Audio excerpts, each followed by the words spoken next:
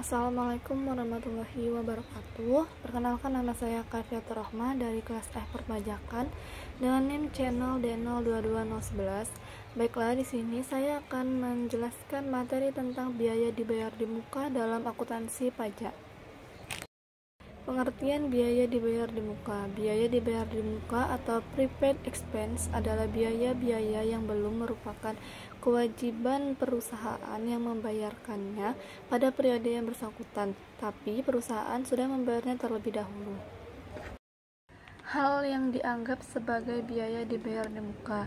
Individu dan bisnis sama-sama pernah melakukan pembayaran di muka. Dalam bisnis kecil, ada sejumlah pembelian yang dapat Anda lakukan yang dianggap sebagai biaya dibayar di muka. Daftar berikut menunjukkan contoh-contoh pengeluaran dibayar di muka secara umum. Sewa, yang pertama ada sewa, membayar ruang komersial sebelum menggunakannya. Kedua, polis asuransi bisnis kecil. Yang ketiga, peralatan yang Anda bayar sebelum digunakan. Yang keempat, gaji, kecuali jika Anda menunggak gaji. Yang kelima, taksiran pajak. Yang keenam, beberapa tagihan utilitas. Yang ketujuh, beban bunga. Jenis-jenis biaya dibayar di muka. Biaya dibayar di muka belum merupakan beban perusahaan untuk periode yang bersangkutan. Dengan kata lain, pengeluaran tersebut belum merupakan biaya dalam tahun buku berjalan. Karena itu, jumlah yang dibayarkan tersebut merupakan uang muka dan termasuk dalam aktiva lancar atau current assets. Jenis-jenis biaya dibayar di muka antara lain, biaya sewa dibayar di muka prepen yang meliputi 1. Biaya sewa gedung kantor dibayar di muka dan biaya sewa kendaraan dibayar di muka. Yang kedua, biaya asuransi dibayar di muka atau prepaid insuransi. Yang ketiga, biaya gaji dibayar di muka atau prepaid salaries. Yang keempat, biaya bunga dibayar di muka atau prepaid interest. Yang kelima, pajak penghasilan atau PPh dibayar di muka meliputi pajak penghasilan pasal 21, pasal 22, pasal 23 dan pasal 24 dan pasal 25. Yang keenam, pajak pertambahan nilai atau PPN dibayar di muka. Pajak PPh pasal 4 ayat 2 dari penyewaan tanah dan bangunan. Pajak penghasilan pasal 24 ayat 2 PPh atau PPh final adalah pajak penghasilan atas jenis penghasilan tertentu yang bersifat final dan tidak dapat dikreditkan. Dengan pajak penghasilan terutang, istilah final di sini berarti bahwa pemotong pajaknya hanya sekali dalam sebuah masa pajak dengan pertimbangan kemudahan, kesederhanaan, kepastian, pengenaan pajak yang tepat waktu, dan pertimbangan lainnya.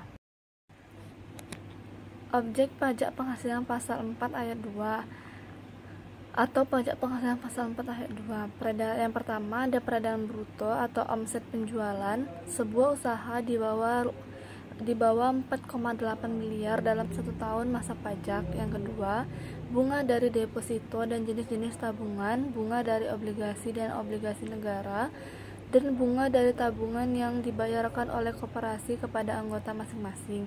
Yang ketiga, hadiah berupa lotre atau undian. Yang keempat, transaksi saham dan surat berharga lainnya, transaksi derivatif perdagangan di bursa. Yang kelima, transaksi atas pengalihan aset dalam bentuk tanah atau bangunan, usaha jasa konstruksi.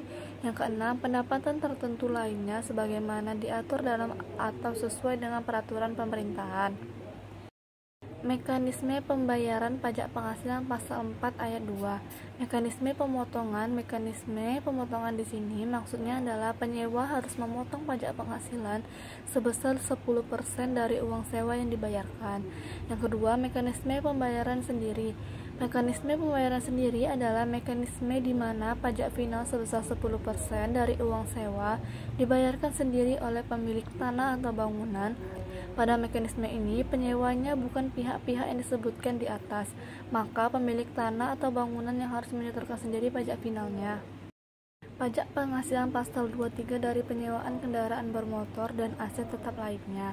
Menurut modal pajak penghasilan pasal 23 atau PPh pasal 23 adalah pajak yang dikenakan pada penghasilan atas modal, penyerahan jasa, atau hadiah dan penghargaan, selain yang telah dipotong pajak penghasilan pasal 21. Umumnya, penghasilan jenis ini terjadi saat adanya transaksi antara pihak yang menerima penghasilan atau penjual atau pemberi jasa, dan pemberi penghasilan. Pihak pemberi penghasilan, yaitu pembeli atau penerima jasa, akan memotong dan melaporkan pajak penghasilan pasal 23 tersebut kepada kantor pajak.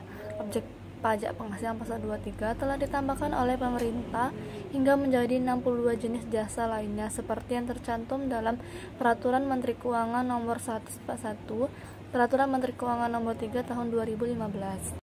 Sekian presentasi yang dapat saya jelaskan. Lebih dan kurang saya mohon maaf. Saya akhiri wabillahi taufiq wal hidayah. Wassalamualaikum warahmatullahi wabarakatuh.